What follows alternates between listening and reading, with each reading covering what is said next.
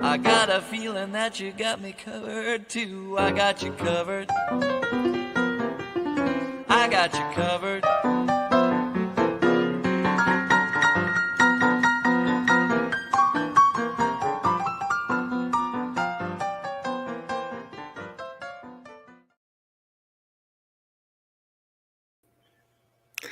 Hi, everyone. How is everyone doing tonight? Welcome to Blessed to Crochet, and my name is Mary.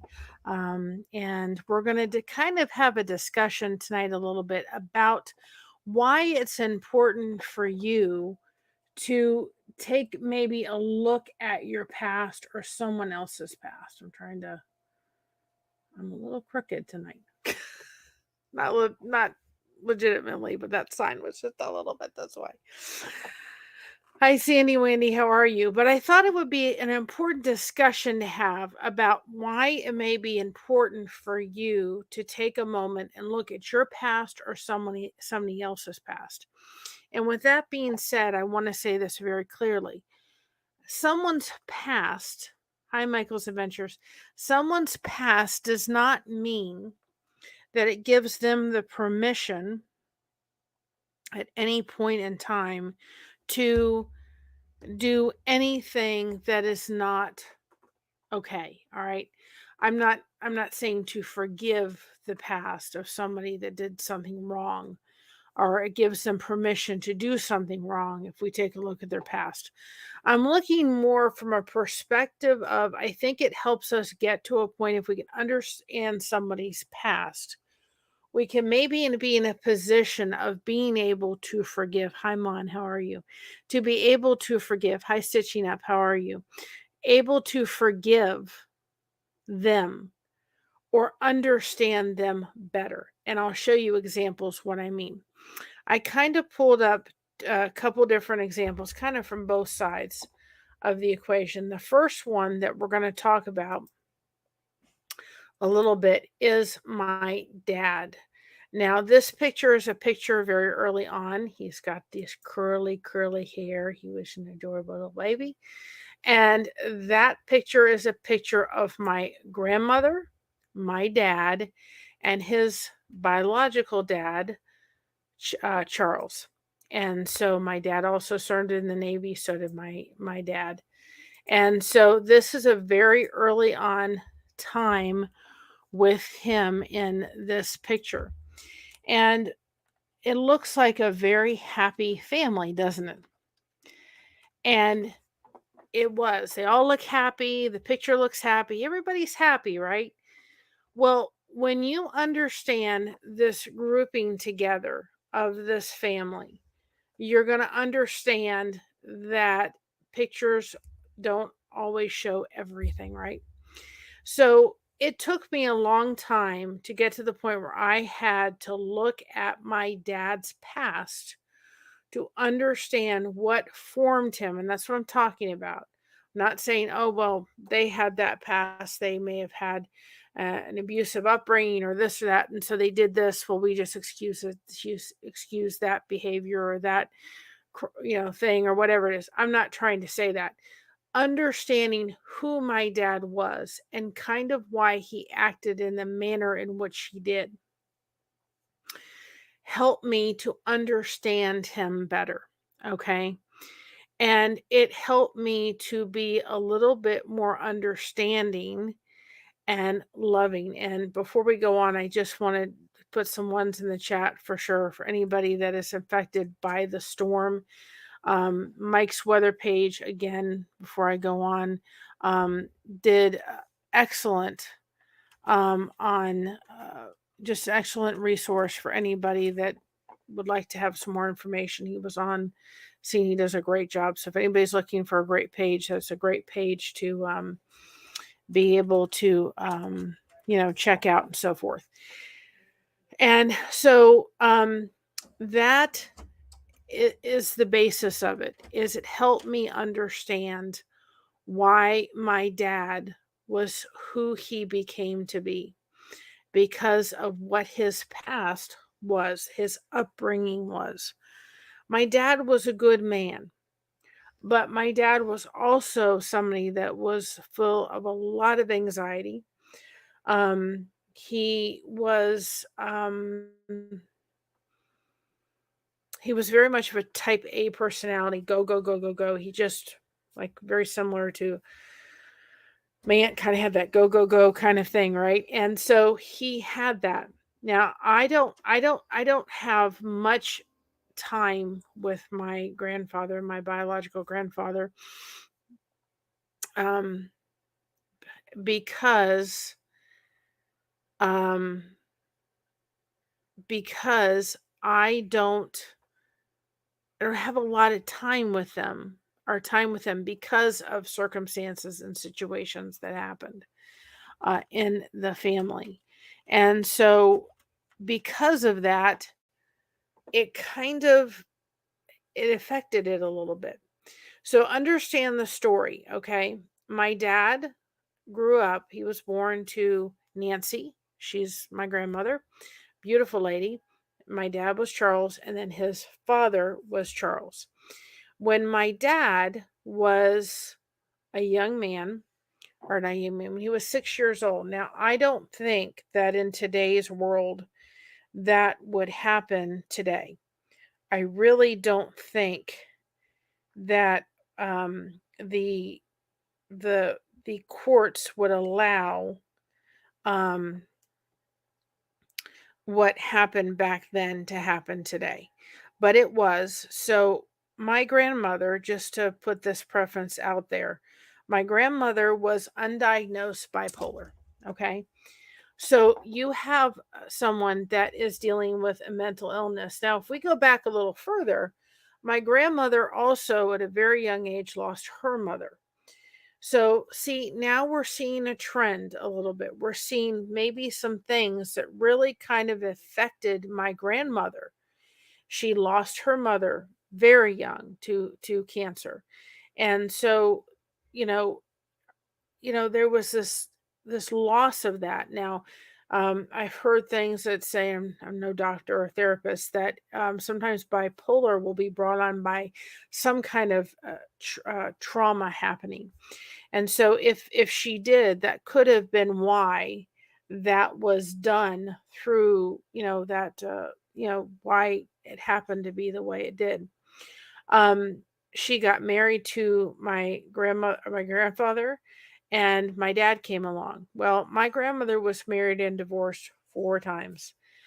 So when they divorced, my dad was at that point 6 years old.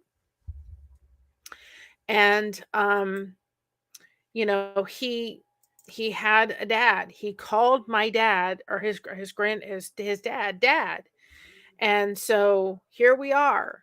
Now we've got this his dad, who was just really kind of didn't want to deal with my grandmother, so he said, I'm off, I'm done.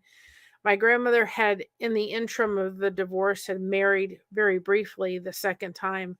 Now the third time rolls into place, and she's remarried yet again, okay, to a gentleman who my biological grandfather allowed my my grandfather that I grew up knowing to adopt my dad. Okay. And so now, do you imagine this 6 year old? This is the man he was calling daddy for 6 years. And all of a sudden, goodbye. I'm walking out of your life. You had an unstable mother who was not stable. You had, this abandonment issue happen, and another marriage in the mix of all this, and all this happening for this young child, very impressionable child, right? Happening. So can you see the effect that that had? I know that my dad said that he always felt very abandoned by my grandfather, and rightfully so. But it wasn't the abandonment issue that was happening, right? It was the fact that my grandfather was just terrified of my grandmother. So he just wanted to walk out of the picture. He thought that this was the best thing to do. And it really, really impacted my dad for years. I am very surprised, quite frankly, that my parents lasted for 49 years worth of marriage because it really affected so much of my dad. Okay, so now he's 6 years old. Now he's got this new person that he is supposed to call dad. His other dad's gone. Goodbye. I love you. I don't even know if that was even said. And goodbye. Now this new man, third husband of my grandmother, comes in and he says, "Okay, now you're going to call me dad." And now his original last name that he grew up with, hi Alfonso, right? He grew up with, guess what? Now his name changes. He was very close to his grandparents, which was my great grandparents. And I think it was one of the reasons why out of all the children my grandmother had, he was one that did not lean to alcohol and drugs because he had a stable set of grandparents. So they lived in Baltimore, Maryland. Well, eventually, shortly after my granddaddy and my grandmother got married, they went down to Florida. They moved. So he was then pulled away from his grandparents, right? He was pulled away from his grandparents and he was put then in Florida with his mom, this new person he was to call dad, and then 2 additional brothers and sisters. Do you see why looking at maybe if you've had a rough childhood, right?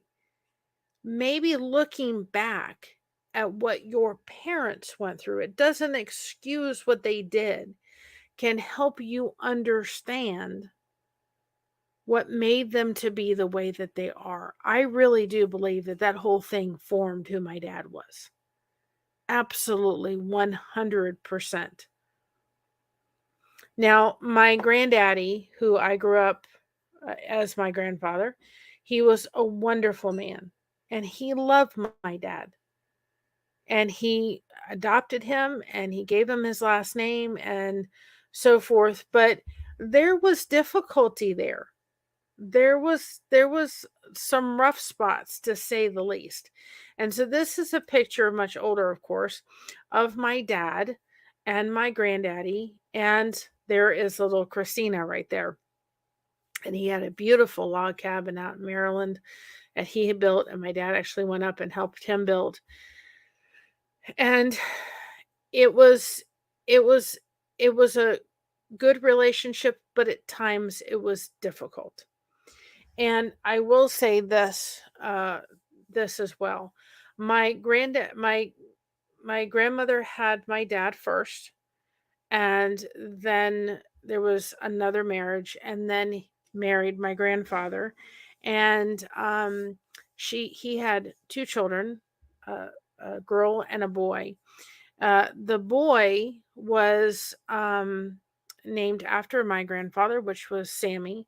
And before this goes through, before this month, that's one kind of reason I wanted to do it, was I wanted to bring apart that this month was unaliving prevention month. And so please let us prevent that. You are so meant to be in this world, and there's so much help and resources out there. His son and his only son, which was my uncle, unalived himself when he was in his 20s. So I think after that, it was very hard for my grandfather. He had a relationship, but again, now he's lost his only son.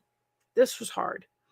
And so I think that also affected maybe the relationship they had. Even though my dad was older, my uncle was in his 20s, it still affected having that loss and having him, unalive himself.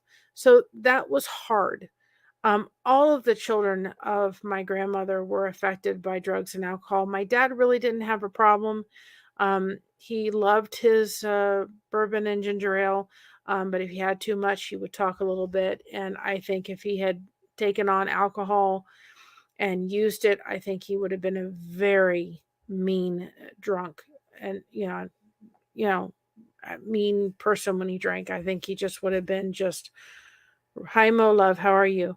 I think he would have been really, really, it would have been really hard, um, and so forth to have that. So, um, that was kind of the gist of it, right?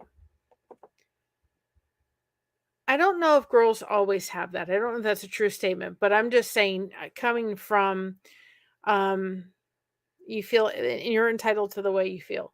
And I just know my dad. I think because of the history, right?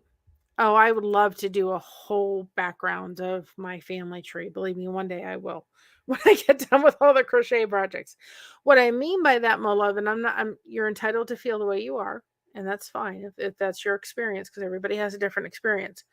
What I'm saying is my dad, um, yeah, um, my dad was, my dad, and I'm glad I hope this can be helpful to people, because it's helped me. Um, my dad, because of the history, because I think of him being abandoned by his dad, made him to be very anxious, anxiety ridden. I think he was angry about the way he was raised, by the loss of being separated from one steady people, which is his grandparents. I think he had a lot of anger. I think he was dealing with an anxiety disorder. And then the problem then became is he could get very angry, because that was also, hi Foothills, that was also what he was raised in. My grandmother could literally be, God love her, but all I did was, she was calm and nice, and I spilled a thing of iced tea, and I was probably about 10, 11. And I mean, if you want to talk about the words that came out of this woman's mouth, I was called every name in the book. I went out of her house crying. She turned like that. And so this was the environment my dad was raised in. And so this is all he knew. My parents, didn't know or couldn't afford. My dad really struggled with work throughout his life. He really did the best being his own boss. And he ended up being in a position of just really struggling. And so, he keep a job, and then they'd have insurance and they lose it. I think he could have benefited so much going through therapy. I know I have tremendously dealing with this, dealing with the fact that he was abandoned by his dad. He did have a mother that was mentally ill, and dealing with all this. Because otherwise, I can tell you, when I was very young, and that's why I said, my love, when my dad, I think if he had picked up alcohol and become an alcoholic, he'd have been a very mean person when he drank, because he already was so angry. He already was so hurt. And when he got angry, it was really hard. I mean, there was verbal abuse that went on to me. Okay. But I can tell you that there was healing to look back at my dad and say, this is what this man went through. I can't imagine. I remember, and no, I don't have any siblings. Um, I remember sitting there, uh, you know, um, I remember sitting there thinking, when my daughter was 6 years old, how could I just walk away? I couldn't do that no matter what I had to do. I know when I was going through my divorce, and my husband, my that marriage, her my ex-husband walked away and everything, and I'm very glad for her safety, and he just couldn't be a dad, and that was fine, and we did that, and we did it the right way.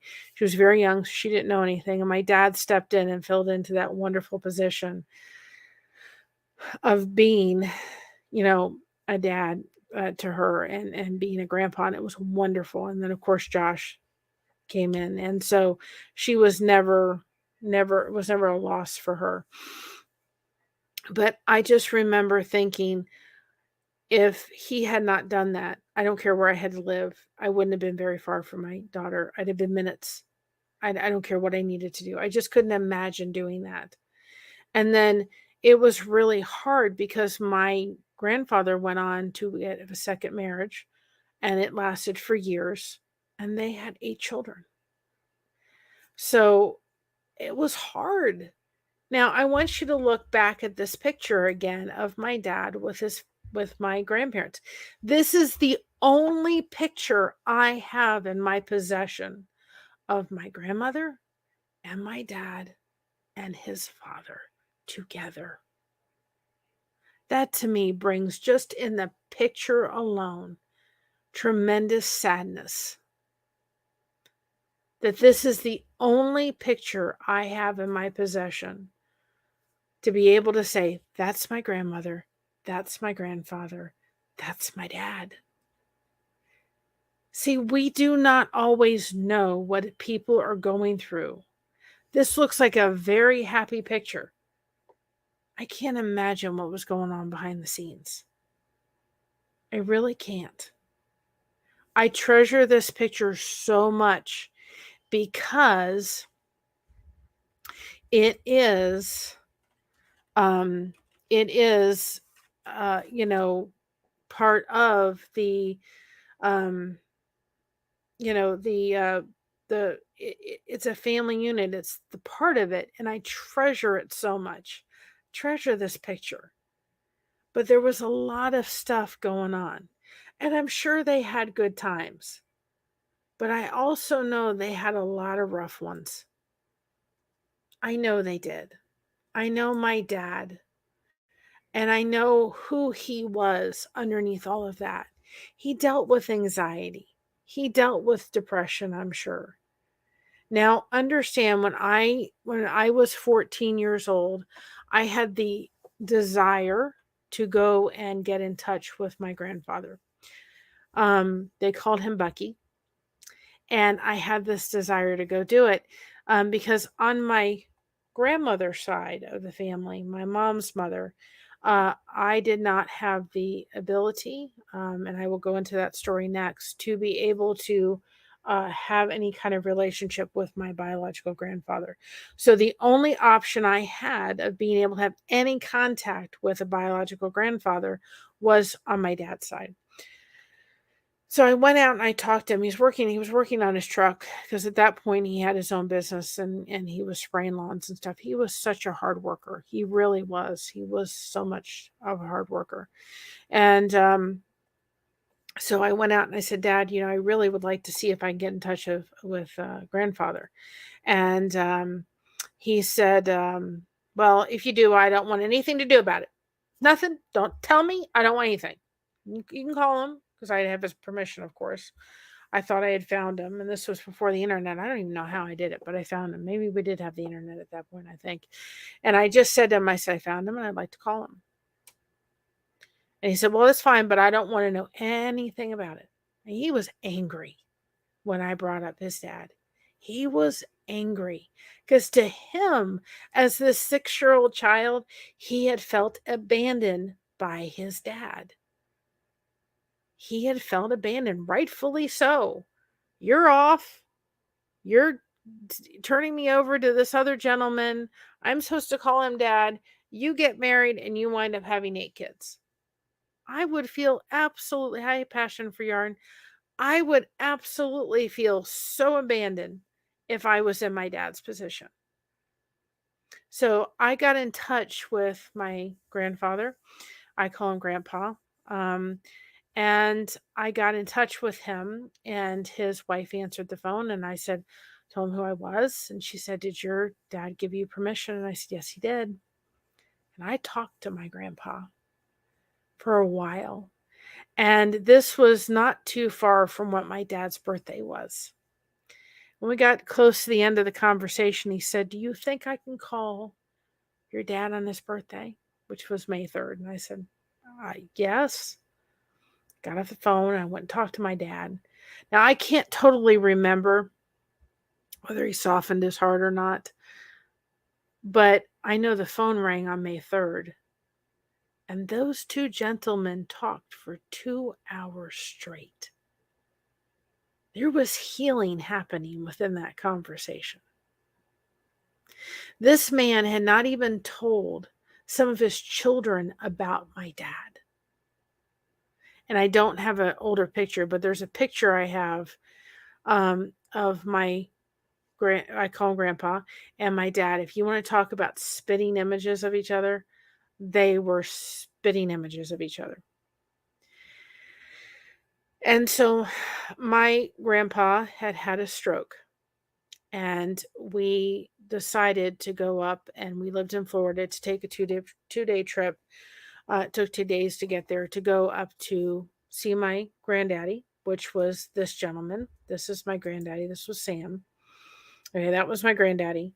That was his adopted father. I know it gets confusing, y'all.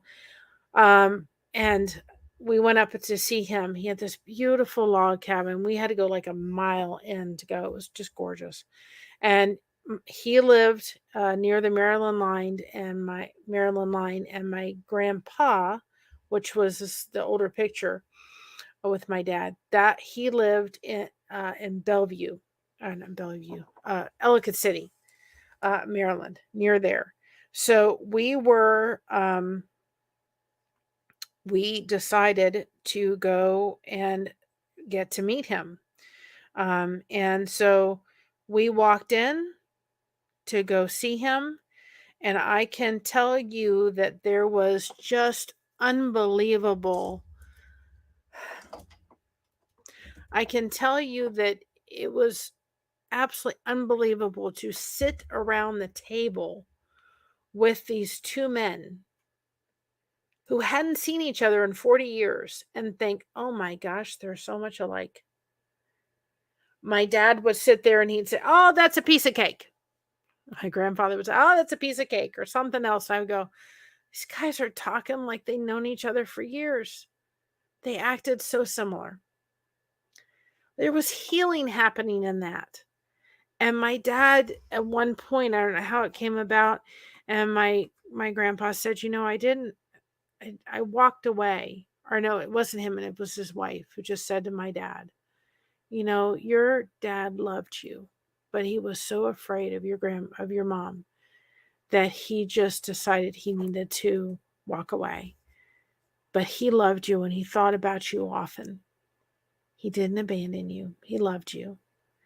And that was really healing for my dad. It didn't fix everything, but there was healing happening there. And his brother walked in to this reunion we were having, sitting around. And my grandpa said, just nonchalantly, I'll never forget it, he just looked and said, oh, and I won't mention his name. He said, so-and-so. He said, this is your brother. And I think maybe he had told him a couple days ago, or I literally was like, what? Okay. And so that made it very difficult, because a lot of the children from that side of the family, they really had a hard time connecting with my dad, because my dad was not thread in the family in a way that would have happened if he had been in there. And so it was hard. I have some relationship with some of that family. I have one with one of the sisters.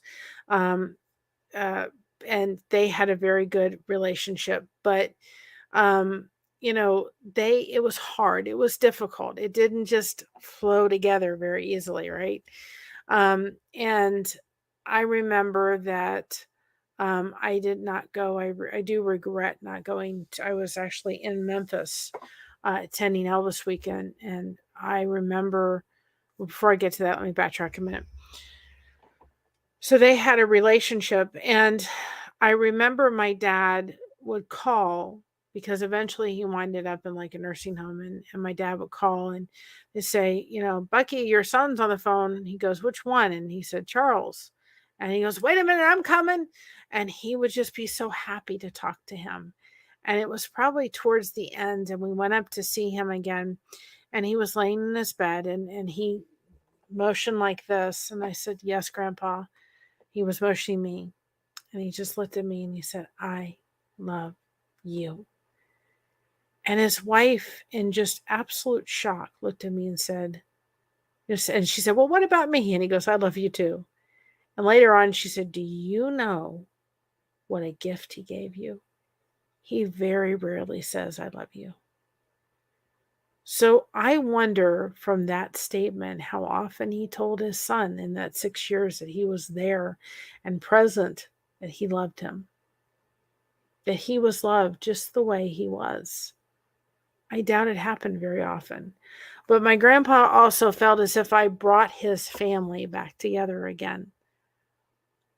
And I'll never forget the morning at 6 o'clock in the morning. I woke up out of a dead sleep. And I went back to sleep. I said, something's off. But I went back to sleep. My dad said, just so you know, Grandpa passed away today. And I said, Dad, what time? And he goes, 6 o'clock in the morning.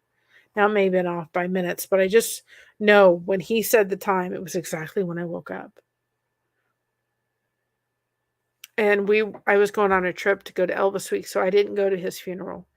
I wish I had, because my dad said, I'll fly you from Maryland to Memphis and you can, rejoin everybody at the end. And I chose not to do it. And I really wish I had. But I remember when he walked in to the place of what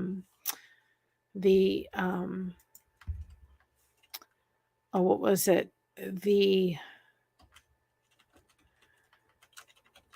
place where he walked in, the funeral was happening. And I just remember there was a lot of people that thought, my goodness gracious, that's Bucky. He's standing right here. That's how close my dad resembled my grandfather. They literally were like, wait a minute, that's Bucky. And it was hard, I think, for that reason, for some of the children to be able to have a relationship with my dad. But it's helped me to look at that and be able to say to myself, I can understand some of what my dad did, why and who he was. Doesn't excuse the fact that there were verbal abuse happening with me. Doesn't excuse that at all. But it sure explains a lot of why my dad was the way he was. And sometimes we need to do that in our lives with some of our people that we have in our lives. We need to look back and say, okay, what was their past like? It's the same with my grandmother on my mother's side. I can understand why she was the way she was a little bit because of some things that went on. We have to go back to our past. And if we could do that with people, that's why I find it fascinating to look at people's past, to be able to understand who they are from what goes on in their past. It helps to make who they are.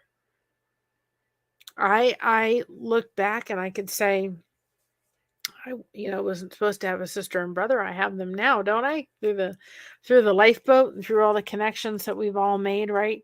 I am so grateful for is I'm very glad I didn't have any sisters or brothers, because my dad really struggled with me. And I don't know if he had had another child, would he have been able to, how that child would have turned out. Maybe they would have been a, sensitive spirit, or maybe they would have, dipped into alcohol and drugs. I don't know. Because it didn't happen. But I remember wanting a sister and brother, but then kind of thankful that they didn't have to go through what I went through with my dad. And yet when my dad When I needed my dad, he was there. He was there to help me when I needed him with Christina. But I've had to look at my own past. We all have to look at our own past. We cannot sit here beating ourselves up. But if we can do this and look back at someone's past, like my dad, with understanding and love, why can't we do it for ourselves? Huh? I can look at my dad's past and say, there's a reason why he is the way he is or was. He's in heaven, of course, at this point. But I can look past at that and say, there's a reason why he is. But goodness gracious, if I can have that love and compassion, I can have it for myself to look back and go, yeah. I was in my counseling session this week and I talked to her about my first marriage and I said, I was such a fool. She goes, no, you weren't. You were angry. You were dealing with some stuff. And then once you got in the cycle, it was hard to get out. Don't beat yourself up for it. You need to have compassion for things that have happened in the past that you cannot change. And that starts with having compassion for yourself. Maybe you were going through a difficult spot in your life. Don't sit there beating yourself up for it.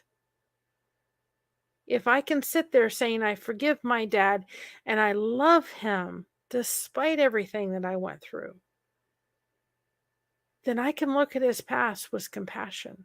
I could look at my grandmother with a lot of understanding and think, if she had had the type of medical care, if she had been able to have the proper medication, been a totally different outcome, for somebody that was dealing with a mental illness.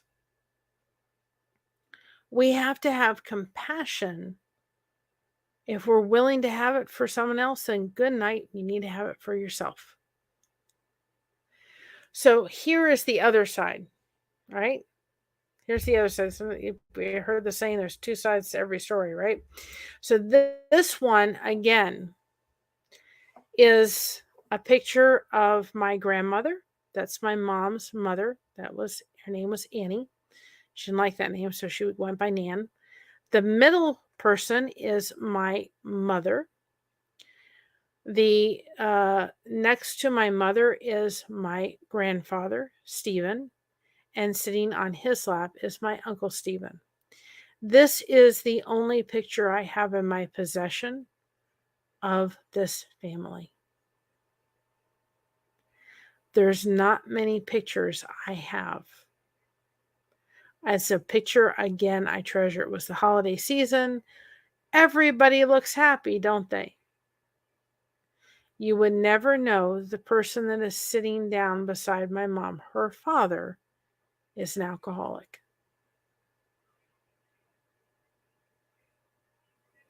This is the only family picture I have.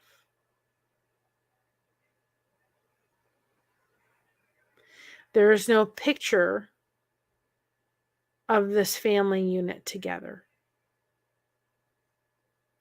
That should speak tremendous volumes in one little picture. It's treasured, and I really didn't even have it in my possession. It was given to me by a relative over in Scotland. But I have it.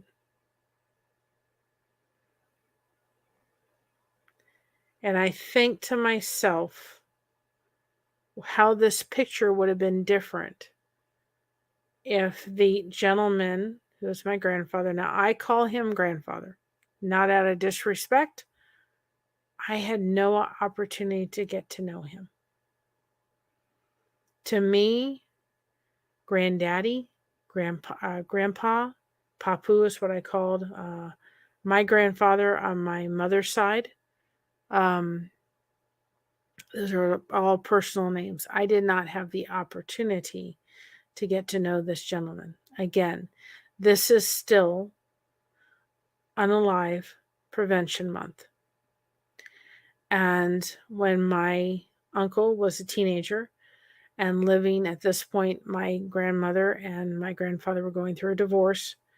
My uncle was then living with his father in the same town we're in now, that we live in now. And my grandfather decided that he was best to leave this world, and he did it with the use of a pew-pew. So trigger warning. I should have said that before I said that, but that's basically what it is. Understand that I can understand a lot about some of the behaviors that my uncle did because of his past traumas. And what was ironic, and I'm not saying that this is connected, but my mother was conceived during a time when my grandfather was in excellent health. He was serving in the military. That's where they met. My grandmother and my grandfather met when he was serving over in the United States military over in Scotland. And that's where they met. And she was in good health. He wasn't heavily drinking. And my mother, they were married. Along came my mother, and then she came over to this country with my grandmother when she was 4 months old. My uncle was conceived when my grandfather was drinking heavily. Now, whether that has a factor in it or not, I don't know. I think it does. My mother was never an alcoholic. My uncle was. My grandfather, graduated high school. Didn't even tell his parents that he was not going to graduate high school. They went to the high school graduation, no son to be found. He didn't tell them. So there's a lot to be said in that alone. And my mother said that her grandfather, she knew that Stephen, being Greek, that Stephen was the apple of my grandfather's eye. She was just kind of a side note. In order to have, if they were going to do a visit or if they were going to go have fun, my grandfather would take my mother and Stephen to the local AMVETS, and he would drink and they would play with whatever. Hi, Nancy, how are you? They would play on the pool, whatever tables and stuff like that, their games and stuff like them, for them to play. That was their day trip. My grandfather didn't know how to be a dad. Now, I've also heard that he was sick, having some health issues. So it probably is reason why he chose to leave this world. His mother found him. It explains a lot about who my uncle was. My uncle was trying to cover up trauma with the use of alcohol for years. He was extremely intelligent gentleman. He went and served in the military. He was a forward observer in the military in Vietnam. There was a miracle that he even came through, he even survived, because a forward observer went ahead of everybody else. And it was, if the people saw you before they did, you were gone. And he was tall. He was like 6'4", but he was so quiet. He was trying to cover up pain and trauma for years. And there's a whole story with my uncle, and I've done that on other channels. I plan to do it here because I think it's a powerful one. It helped me understand him so that I could have some kind of compassion. Some of the things he did, wrong on every count. But there was a level of compassion that I had for my dad that made all of those times. I mean, when my dad got angry, I mean, he knew the amount of socks and, if he knew he'd count the amount of socks and undershirts. And if he was missing one, the whole house was up in arms for hours. He got angry really quick and really fast, and it was not pretty. I can forgive all that. I have, because now I know that, he's no longer here, but man, as he healed, all the pain and all the tears, all the suffering's gone. And when I needed him, my dad was there.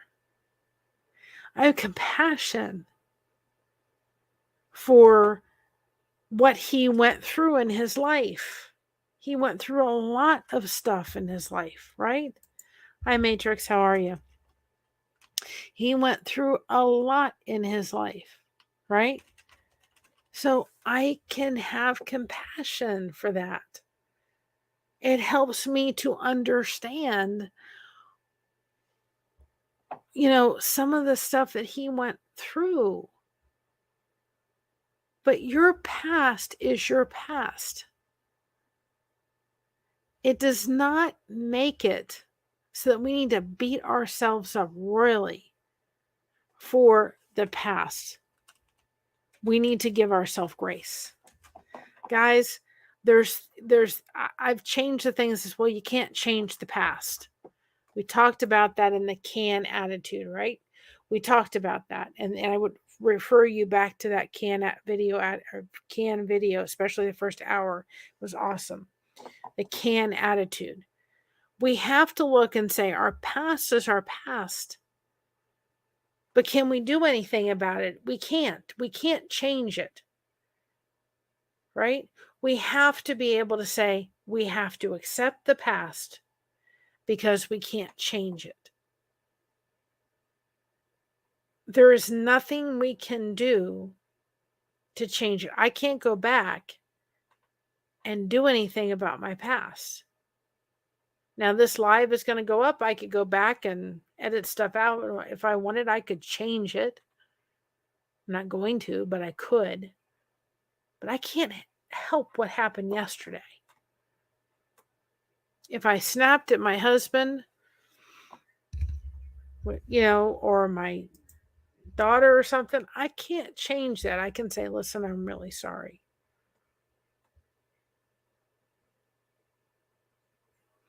I'm really sorry. I didn't mean to snap. Right? We've got to get out of this beating ourselves up for the past.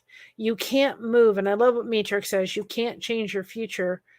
You can change your future. I focus on that. Absolutely. You have to focus on the now, not what happened in the past.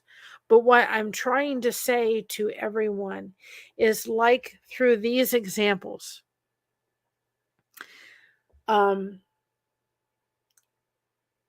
understanding the past helps me to understand my dad,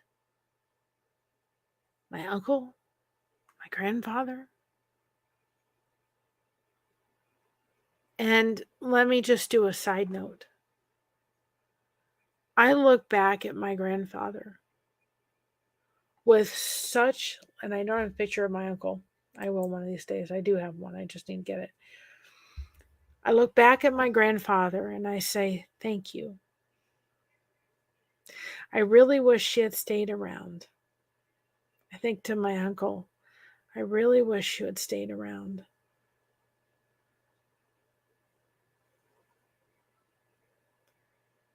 Those were two people that when I was in the depths in my teenage years going through a very hard time, and we're going to have a discussion too about bullying, right? We're going to have a talk about bullying and what I went through, right? I am planning on, or not planning, I can say to my grandfather and my uncle, thank you. I wish you had stuck around. I wish you had chosen not to leave this world unless God took you home. But you were one of the reasons why I chose not to leave this world. Between the bullying and my dad and all that kind of stuff, I didn't want to be here. But I knew that because My mother went through the loss of her dad in that way, and my grandmother and all that stuff. I could not do that to my mother. And I stuck around, and I'm really glad I did.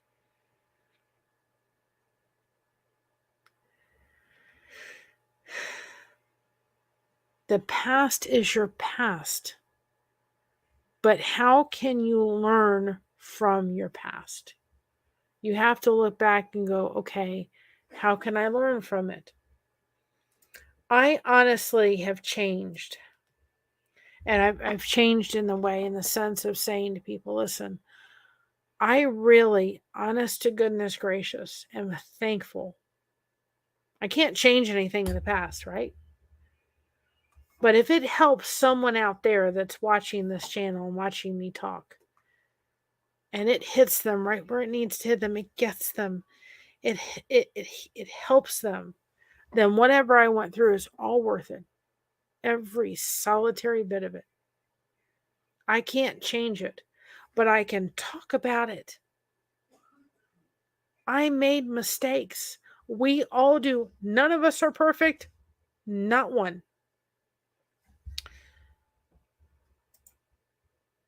WW2, Vietnam, these poor men went through hell. Unfortunately, the Vietnam War was terrible for those young men that came back and were slighted by their own countries because of what happened there. Absolutely. And I will have, I did it on Surviving Together.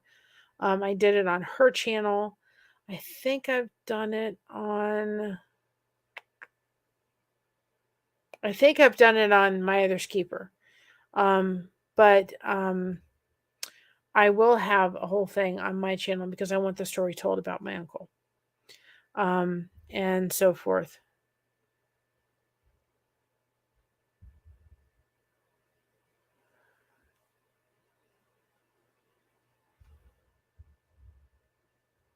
I tried to unalive myself for years. I really messed up my body doing it. I've changed for the better. I still have more things to change. Yep. Absolutely. We all do. My grandfather, which is my granddaddy right there, my dad's adopted father, he had a stepson who tried to unalive himself, and he missed, and he was disabled for the rest of his life. So y'all, it's not worth it in any way, shape, or form. We can and we need to learn from our past. We have to. It's important. And when I crochet, people know I usually wear my ring, but when I crochet, sometimes I have my rings together and something gets stuck, and I'm thinking, I forgot to slip that on before I came in because I've been crocheting throughout the day. I've got a project due, so I have to take that off when I'm crocheting. Sometimes it gets caught on the yarn. So see when I don't have it on, I've been crocheting a lot. But it's just, it's so important. I just thought, I can say that I learned a lot from looking at my dad's past. And I even learned a lot from, yes, my grandmother was beautiful. Your mom, Mary, looks a lot like your mother now. Yep, she did. I've been disabled since I was 41. First heart attack at 39. Not fun. I make things to take my mind off things. Same way. I do exactly the same thing, Matrix. I do it to stay away from the pain. And I do connection too for here. But yep, and you can't change the way you look either. That's why I've got to come up with something. First I got to get back with Alfonso and I am next week with the Mocha merch, so we can get that. We do have the head tilted cup, but I'm going to get some more stuff going. But I want to do something, and I don't quite know what it is yet, that says, so proud of being me, because everyone else is taken. I want to have our logo on the shirt and stay connected on the back. Stay connected, you all. But I don't know quite how to do that. To say so proud of being me, because everyone else is taken. I love that. And that will be on a merch, because I want you all to sing it to the rooftops. If you cannot silk screen, I know I do it through the merch store. I just need to figure out the design of it, and then I can send it over to Alfonso and he can do it. I have to picture it. If you guys have any ideas, I just have to picture how I want it to look.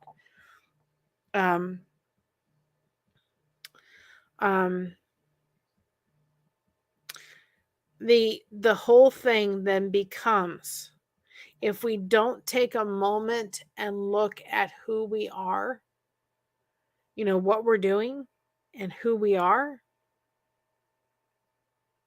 and say, and beat ourselves up for the past. We need to look back at the past. Absolutely. We got to look back and say, what could we have done differently, so that if it comes up again, we're not repeating the same mistakes. I'm not going to repeat the same things again. There's no need to sit there and repeat it over and over. You stopped in. I'm so glad, Brazy Girl. How are you? Stopped in to say hello. How much I appreciate you and connection. You're pure sunshine to me. All my love. I'll on the replay. Awesome. But that is why I want you all to look at this in this way. If we can reflect on ourselves, if I can have compassion for my dad and what he went through in his past, being that little 6-year-old child, not understanding. See, here's the point, and I'm going to say this. Reflection is hard to really see yourself without all of the BS around it. Absolutely. Here's the thing, right? Here's absolutely what the thing is. This 6-year-old child is sitting there thinking to himself, I've done something wrong. He never communicated that in his life to me, but I guarantee you, what did I do wrong to make my daddy go bye-bye? To a 6-year-old, he doesn't understand all the dynamics that are going on behind the scenes. He just knows his daddy left. What did I do wrong? Was I not enough? Was I not loved enough? What did I do wrong? See?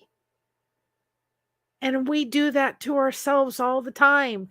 We look at our past and we see this, and what did I do wrong? We don't love ourselves enough. I guarantee you that my dad thought that it was his fault. If I had just done this, my daddy would not have left. And then what he ended up doing in his life is he set the bar so far up here that nobody could touch it. If he put it all the way up here, right, then no matter who came in, you could never measure up. And that prevented him from getting hurt again. I can't imagine the tears that he cried, totally out of the frame of his mother, or whether he just stuffed it down. I don't know. I wasn't there. But if he had a mother that wasn't tuned in and was going through a divorce and dealing with depression and dealing with, bipolar, she wasn't there. When the other 2 children after my dad came into play, there were stories that when my granddaddy would come home, these 2 children, I don't know where my dad was, he's probably off at school, were in a playpen all day, and my grandmother was sleeping. Do you think he had a very tuned in mom? Most likely not. To help him process this correctly? No, he didn't. So then you have this bundle of anxiety going through, and I can't count on my hands. My dad would get really angry and he would just say, well, to my mom, we're getting a divorce. And I said, well, I'm not going anywhere. The most patient woman on the face of the earth, because I could never do it, right? When my husband and I got married, we said the D word. It's on a boat. It's burn. There's 3 boundaries. Don't cross them. If you do, we'll bring it back up again. Otherwise, it's burn. Him and I had already been through a previous marriage. We're not going there again. The point of it is, he was full of, when is somebody going to walk? When is somebody going to leave?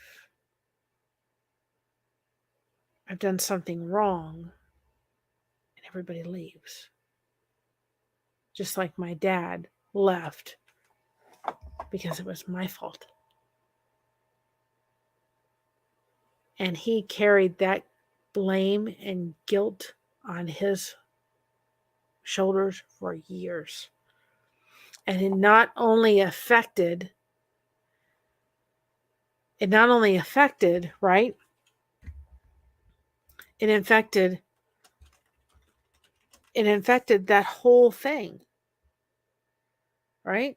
It affected my mom or me. It affected my dad. It affected myself. Affected my mom. It affected my grandmother's 3 other children.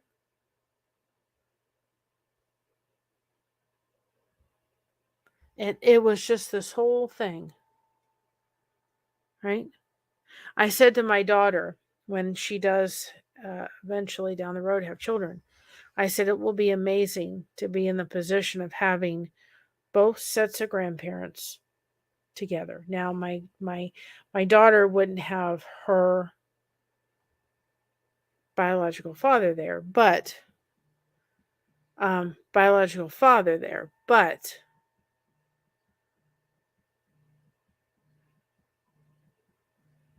biological father, and I may have to end this because Christina's calling. Biological father there, right? But Josh is now her adopted dad. All right.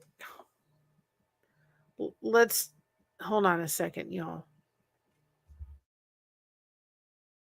Talk amongst yourselves.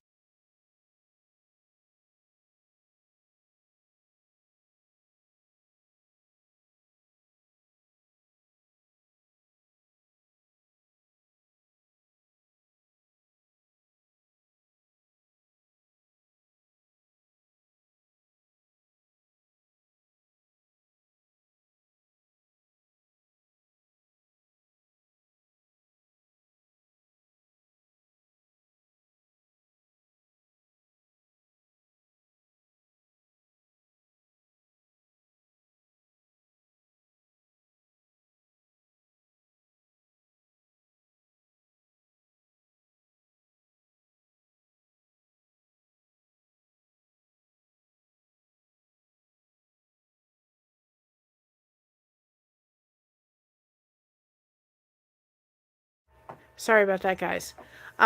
Anyway, so we need to look and reflect to ourselves, right? And we don't need to we need to have compassion for what we're doing. We need to have compassion, right? For ourselves. If we can sit there and have compassion for other people's past. I think it's just really, really healthy to look at people's past. Looking at my dad's past provided healing for me. I need to look at my past and sit there and say, you know what? I'm grateful that I have a tremendous, that I can look at my life going, okay, yeah, I made my mistakes. I wasn't always perfect, but I'm thankful beyond belief that what I had I can look back and go, you know what? I can be able to look at it with a great spirit. You know, I can be able to go back and think, I made my mistakes. I messed up here and that. Yep, she is. Christina's a lucky girl, a great dad in her life. Father isn't biological, it's a person who helps you in your life, give guidance, love without judgment. Absolutely 100%. It's not. But I just really want to encourage people. I hope this was helpful to have people look and take a moment and say, if we if you can take a moment and look at other people's past, you can kind of understand what it may have been who they turned out to be. I can look at my dad and say there's a reason why he was the way he was, is because um you know he's the reason he was what he was, because of his upbringing, because of what stuff he went through. If you don't think what you've been through in life hasn't molded you to who you are, absolutely it has. And why don't we take a moment to sit there and say, yes, the way I was raised, my environment, things that happened to me, things that went on, things and choices I did molded me to who I am today. Is it necessarily a bad thing? No. Why don't we take that and use it to do something good with? Stop beating ourselves up for the past. It's not going to change anything. You're looking at it, it's not going to change anything. But we can't change it. We have to accept it. But let's throw in a little compassion in there. Let's throw in just a little bit of compassion for who, right? Let's throw a little compassion in for who we are. We have to. We have to be able to extend our self-compassion. We have to be able to forgive ourselves for our past. We have to be able to be someone understanding. The hardest person we are on is ourselves. Right? We're the hardest people. The people we're the hardest on is ourselves. So let's take a moment and say, the past is the past. All these pictures look all happy. And they did. I'm sure they had some good times amongst the difficult. There was a lot of stuff that the pictures don't show. And I just think to myself, would things have been different if my grandmother had had mental health taken care of? Would things have been different if my grandfather would have been able, my granddaddy, not my granddaddy, my grandfather, yes, would have been able to have, some help with his alcoholism? Things would have been different. Can't change the past. But it did help when I looked at my dad's, when I looked at my uncle, to be able to understand. You know what? We have to understand the past. We have to learn from the past. Take a moment and learn from it. Don't beat yourself up for it. If you're going to throw compassion, I have to do that with myself. If I'm going to give compassion to my dad's past and understanding and love, I need to do the same thing for my own past.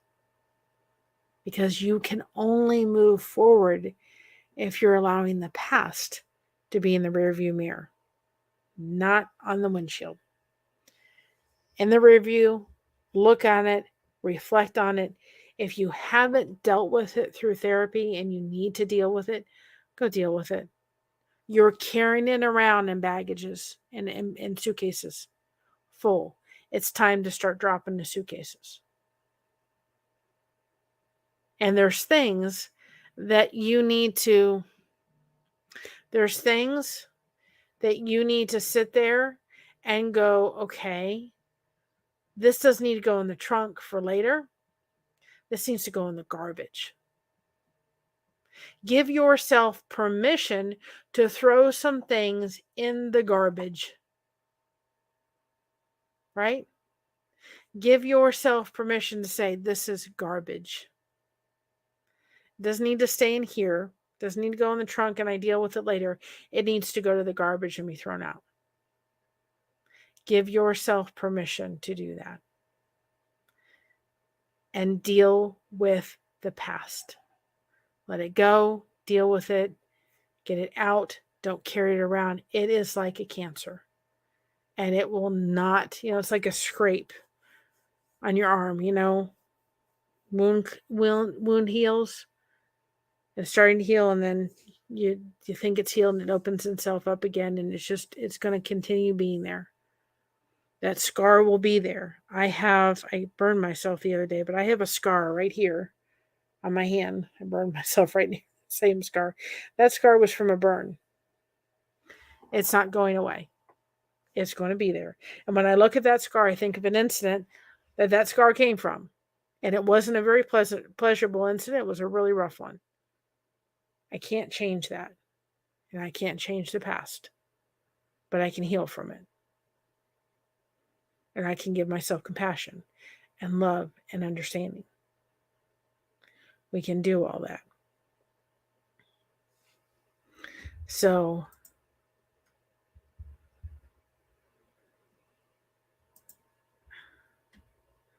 I cannot wait. I have a tattoo on my scar. Can't even tell now. That's awesome. I would never get a tattoo, but if that helps, do it. Do it. So with that being said, I really, really hope it helps. I need to go see what's going on with Christina in a moment. As you can see on the very top of our screen, right? Top of our screen is about our cookie collaboration that we're doing. Yes, I think it's an ongoing topic we'll discuss.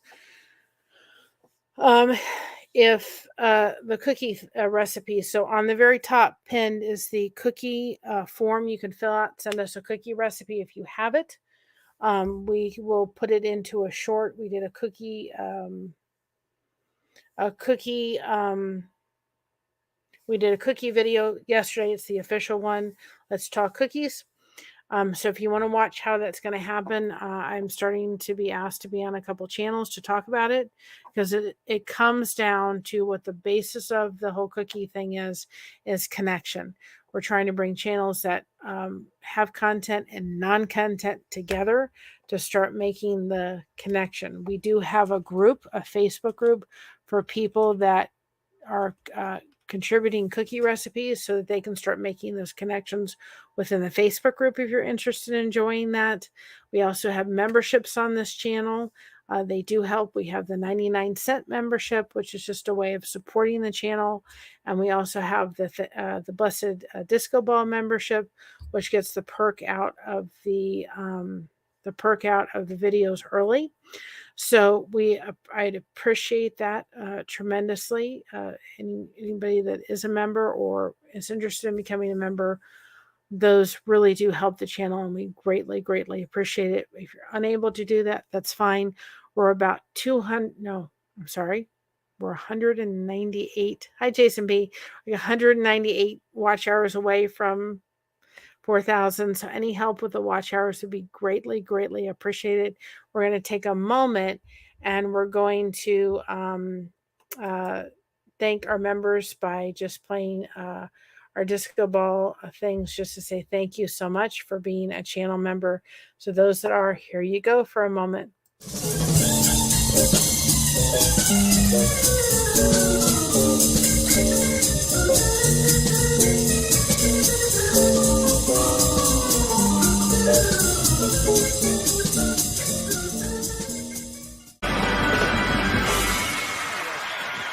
Thank you. Thank you. Thank you very much.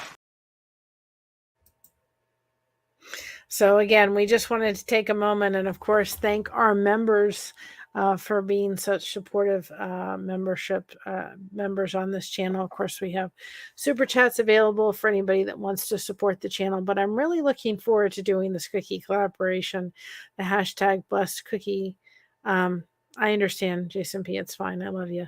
The hashtag blessed cookie connection 24. I'm really looking forward to the connection that is going to be, going to come and foster that. Yes, me too, Matrix. That's going to be fostered through that, the cookie collaboration. And I'm interested to see the stories that happened. I have met my grandparents, but I researched them on ancestry.com, and it gave me insights into my parents' ancestry. I could see the stuff they dealt with. Absolutely. And I'm planning to do that. I've got a lot going on crochet wise that I'm trying to focus, plus doing this and that, and there's just a lot going on. But I'm looking forward to seeing the stories that are going to come with the cookies. And then it really encouraged people to pick cookies that maybe have a really good story behind them. Maybe it was your great grandmother's or grandmother's, and maybe you have a picture of your grandmother, an old picture, or maybe you rolled these cookies out when you were, every Christmas with your grandmother, and you have a really, really special memory, or one that you did with your mom, or whatever it is. Just something. I just really am I'm going to love to see all the stories. And then eventually we're going to hopefully roll these into a cookbook that'll be available in the merch store. And we'll be able to do another side of this, which is hashtag be a blessing 24. And then we can use that to be able to help the Gary Sinise Foundation, as well as Broken Hearts Ministry. And if you haven't had a chance to, the Fall Fest is almost done. So I know the community tab has been blowing up like crazy, but I appreciate it so much that you all have been patient as we've been trying to get some of those channels out. So if you haven't, go over and check out the community tab. And if you haven't been able to do it, just go ahead and subscribe to some of those channels. There's some awesome channels. But if you haven't had a chance to participate in the Fall Fest yet, and you're in the United States, it is ending. The drawings for the semi drawing will be the 2nd through the 8th. So go and run that playlist and enter in. Even content creators can enter in. So I even entered it. I went through and I liked all of them and subscribed to the channels and entered in. So it's a great way. There will be a semi finalist one prize on some of the channels, but there will be a grand prize, and one person is going to win all the grand prizes from all those 39 channels. So that's really just awesome. So if you haven't gone over, it's now the 27th. You have a couple more days to go enter. So go ahead and enter. And what a great way to be able to do that. And then with the cookie connection too, we may be in a position where I know we're going to do a video with a prize in it, and I've opened it up that if any content creator wanted to do it, they could put a prize if they choose. So that may be another just opportunity to, maybe they'll give a gift certificate or something like that, and that'll be awesome.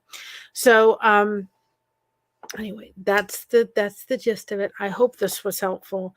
Just looking at some of these pictures, I think going back and looking back at your past is not a bad thing, just as long as you don't beat yourself up, for it. Don't beat yourself up for it. Don't hold it over your head. Don't hold it over somebody else's head.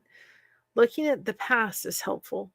It is, we have to look back and learn from it. And the problem is sometimes we look back at the past and we don't learn. We keep making the same mistake over and over and over again. Very recently, it's about a month ago, and we had some cake, and I feel like a piece of cake. Well, it was in the freezer, and I took it out and I ate a piece of cake. I will never again. I should learn, right? I felt horrible all night. I thought, I'm never doing this again. Never again. If I want a piece of cake, it may happen, but it's going to happen much earlier in the day, because I really did not feel good all night, and I knew better. but it made a really big impact. I'm going to think twice about it. When I go to bed, and of course we're out of it right now, but I take my Greek yogurt and I mix in my jelly pudding, right? Yes, Molo. I put in my Jello pudding and I put in my little chocolate chips and I have my healthy snack and I love it. I would never do that again. Ever, ever, ever. I'm like, no, it wasn't worth it. I learned from it. I should have known, and I knew before I did it. But if we don't learn from our mistakes, stop looking in the rearview mirror and look in the front. But guys, give yourself compassion. Give yourself understanding. Give yourself love. Hi, Lydia. Give yourself compassion. Do not beat yourself up for your past. If you're trying to understand why somebody that maybe you love did something that was hurtful to you, take a look at their past.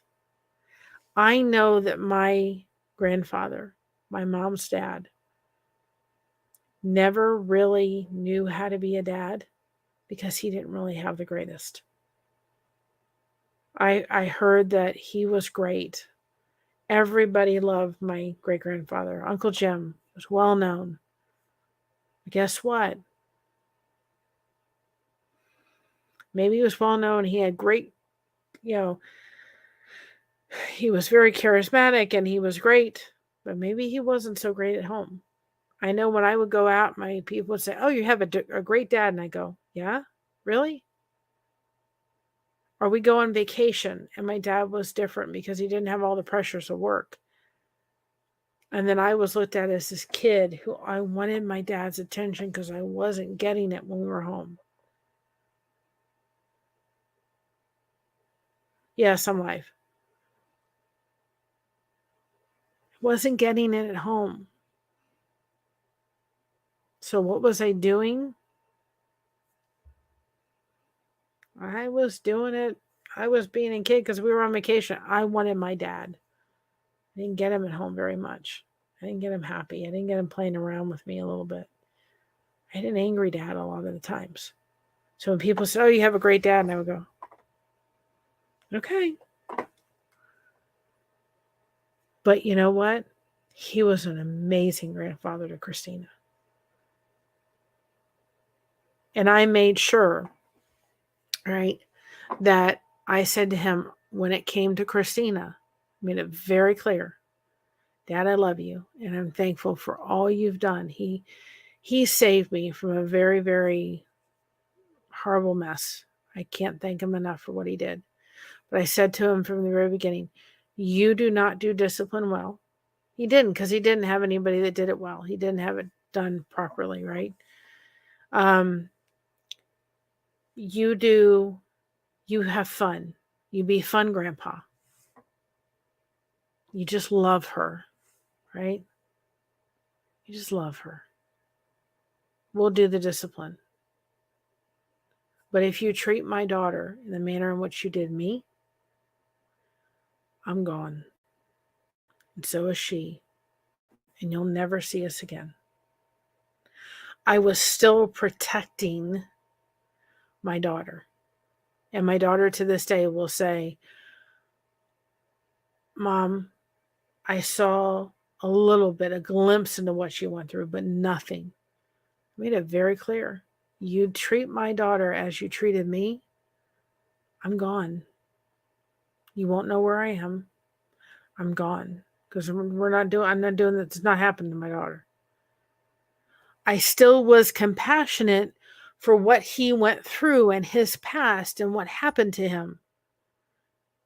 But I was not going to allow the repeat of what happened to me to my daughter. And it didn't. And I made sure of that. It was still standing. Very loving when I did that. I didn't come in harsh to him. I said, "Dad, I know. You and Lydia, we're praying for you. I know that you're going through a really, really rough time, right? I know you are. And I'm really sorry. Okay? I know you're going through a rough time. But And I'm really sorry, Matrix. I'm sorry. No kid should have to go through that. I'm really sorry that you had a rough time. And I'm sorry of everything that went on. But that's no excuse to why I was treated that way. Right? And you're not okay, Matrix, thank you for stopping in. I'm not going to allow you to treat my daughter that way. And it didn't. I stood tall. I learned from the mistake of the past. But I had compassion and love and forgiveness to my dad. But I stood tall. So let's do that. If we can do that, let's do that for ourselves. No, yeah, exactly. And I think Matrix said it best, and I'm about ready to get off here. It makes us who we are, but no one deserves it. Absolutely. And you know what? I fought my entire life to not be my dad. I have fought my entire life to not be him. And I am him in so many ways. But there's a lot of things that I can look back at my dad and his life and say, you know what? I'm thankful. I'm thankful for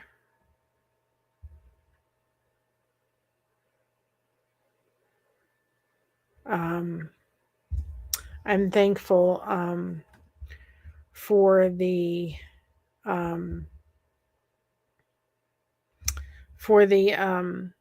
you know, I don't know what I was saying. I'm thankful that I'm thankful that I had that place where I could forgive him. I'm thankful I did. So I'm thankful I forgive him and I could love him and I can look back at it. I made mistakes, guys. There's no doubt about it. But I'm not going to spend the rest of my life beating me up. And if you're a Christian, if you have accepted Jesus as your Savior, guess what, guys? You go to Him. You become born again in Him.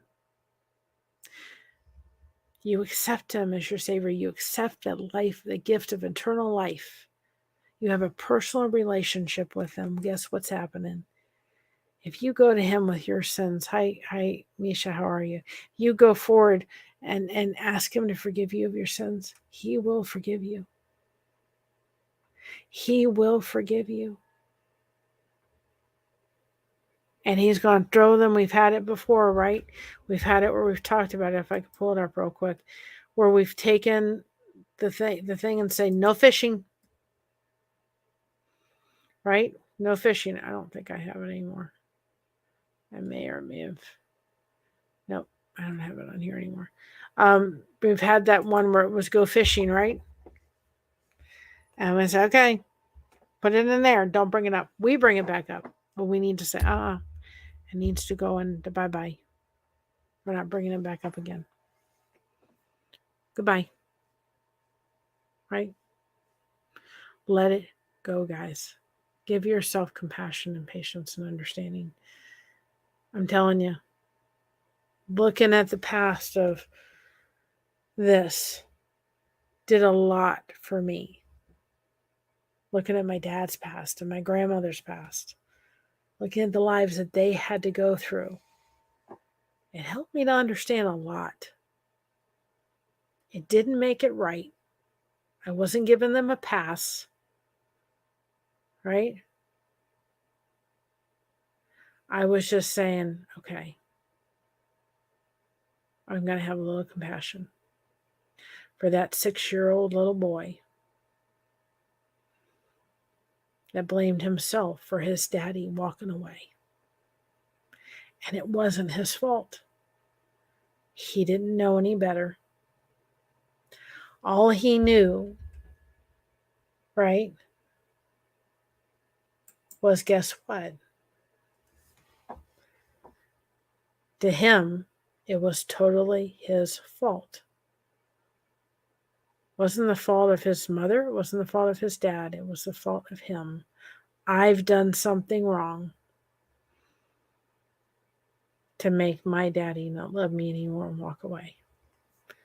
And that little boy, now he was not 6 in this picture, but that little boy lived with that for years and years and years, with that guilt of sitting there going, I did something wrong. What did I do wrong? And I guarantee you that my uncle, who was sitting on his dad's lap, probably said exactly the same thing. What did I do wrong, right, to make my dad leave this world? I must have done something wrong. It was my fault. I've done something wrong. It's me. And it wasn't. But he sure blamed himself for years. So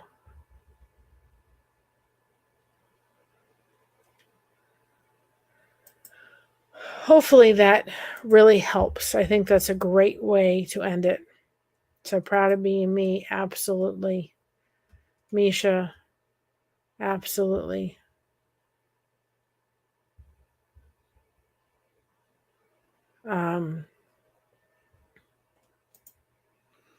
Being there, my mind keeps trying to go bring me back to it, but I'm working on it, and we're all here for you. Nobody needs to suffer in silence, right? Nobody needs to suffer in silence. We're all here to help each other. And so proud of being me. So proud to have a chance to get to know who you, Sandy, everyone here. Absolutely. So I'm going to get off here. I'm going to go see what's going on with Christina. Nothing major. Didn't talk to her mama. And I hope everybody has a great day, a great night, wherever you are. Thank you so much for everybody that has been here and supported the channel. I greatly appreciate it. We are not far from 4,000. So if anybody can play some of our playlists, that would be awesome. I would greatly appreciate that. Remember about the cookie connection. We're going to be doing that, and we're going to be going on some channels and talking about that. Yes, from all of us. Okay, I will. Absolutely. Hug right back, Misha. Pay attention to that and stay connected, everybody. And we've got you covered. Thank you for getting us covered. And I'm going to get it on a shirt. I just haven't pictured it, how I'm going to put it in my head. Yeah. And on the top is a form, Misha, and I will also put it into this. I think I did. On the top is a Google form that people can fill out for the cookie recipe.